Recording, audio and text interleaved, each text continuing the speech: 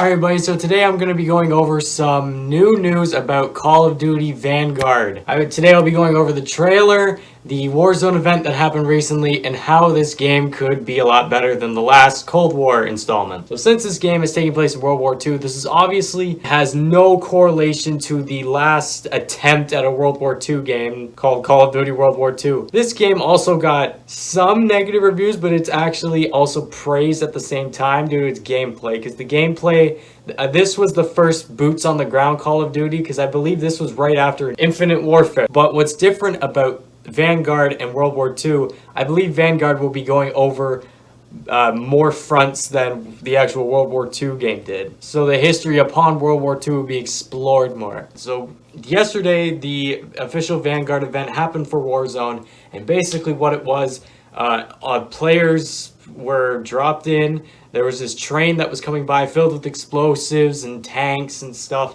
And then as soon as that train was destroyed, there was a lot of fighter planes from the World War II era flying over the map of Verdansk. And basically what they were doing is a bombing run. So basically bombs would come out of the bottom of them, and they just bombed the entirety of Verdansk. A lot of players loved this event. Unfortunately, I was not able to play it, but again, this event was highly praised. Now let's go over a little bit of the trailer. So basically the trailer runs down what era they're in. Obviously this is going to take place in World War II, because we see in the trailer North Africa versus the Western Front. So you see the Nazis, trying to take over. You're seeing all these planes bombing this area here. It could be anywhere, because Call of Duty tends to change some things for history's sake. And of course, we got to see two weapons actually in the trailer.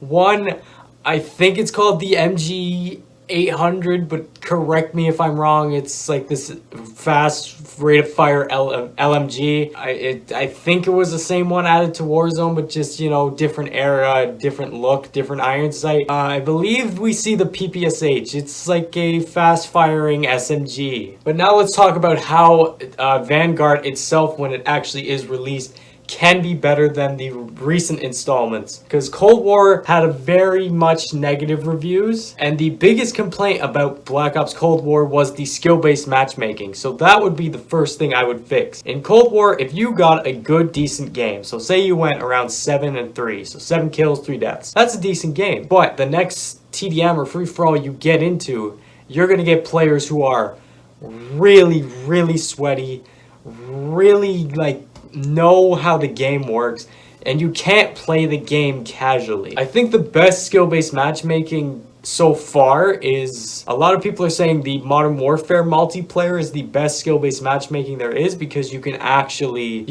play the game casually and not have to sweat every other game that you do well in. And this just makes the game casually more fun, and that's what I think Call of Duty should be aiming for, because the skill-based matchmaking is what's steering away a lot of Warzone players, because new players can jump in, but however they could be matched up with new hackers and people who reverse boost, which is easily exploited. So hopefully that does not end up happening in Vanguard. Just try and make the skill-based matchmaking a bit casual for everybody, and try not to overload it with just a bunch of sweats. Hey, since you made it this far, why not click that subscribe button so you don't miss another video just like this one? And thank you so much for all the support. Another thing that can make this game very good is a actual anti-cheat. Cheating in Call of Duty is nothing new. It's everywhere at this point, especially in Warzone. If they're going to expand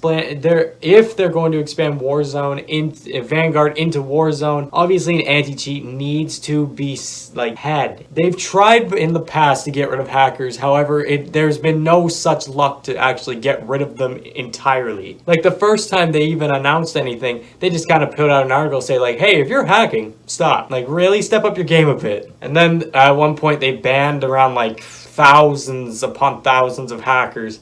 But guess what? They can just make a new account right away and they can start hacking again. This needs to be avoided when Vanguard comes out. Another thing, weapon balancing. A broken gun could be fun at the time, but for other people, trust me, it's not that fun. Like, for example, Modern Warfare weapons, when they're first added, they are broken. Same with Cold War. The MAC-10 was everywhere. I think a Call of Duty game shouldn't be based around one or two weapons that will easily get you a win.